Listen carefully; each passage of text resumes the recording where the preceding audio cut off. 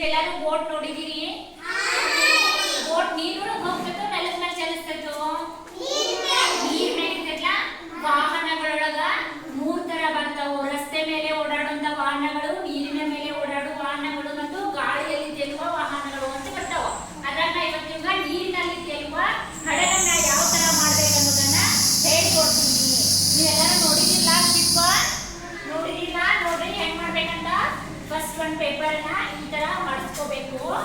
ಅದನ್ನ ಹಿಂಗ್ ಮಡಿಸಿ extra paper ಏನಾದ್ರು ಇತ್ತಂದ್ರೆ ಅದನ್ನ ಕಟ್ ಮಾಡಿ ತೆಗಿಬೇಕು ಮಕ್ಕಳ. ಎಕ್ಸ್ಟ್ರಾ ಪೇಪರ್ ಇದ್ರೆ ಕಟ್ ಮಾಡಬೇಕು. ಅಂದ್ರೆ ಚೌಕ್ ಬಾಕ್ಸ್ ತರ ಬರ್ಬೇಕು. ಅದು ಚೌಕ್ ಬಾಕ್ಸ್ ಹೆಂಗಿರುತ್ತಲ್ಲ ಆ ತರ ಬರ್ಬೇಕು.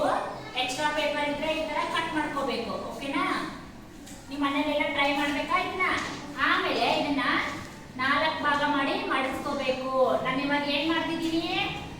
ಹಡಗು 4 ಭಾಗ ಮಾಡಿ ಮಡಿಸ್ತಿದ್ದೀನಿ. ಹಡಗನ್ನ ಮಾಡಿ ತೋರಿಸ್ತೀನಿ. ಈ ತರ ಮಡಿಸ್ಕೋಬೇಕು. ಆಮೇಲೆ ಅದರಲ್ಲಿರೋ ಒಂದು ಪೇಜ್ ಅನ್ನ ತ್ರಿಕೋನಾಕಾರಕ್ಕ ಹಿಂಗ ಮಡಿಸ್ಕೋಬೇಕು. ಹಿಂಗ ಮಡಿಸ್ಬೇಕು. ಆಮೇಲೆ ಈ ಕಡೆ ಎಕ್ಸ್ಟ್ರಾ 3 ಪೇಜಸ್ ಇರ್ತಲ್ಲ ಇದನ್ನ ಈ ಕಡೆಗೆ ಮಡಿಸ್ಕೋಬೇಕು. ಆಮೇಲೆ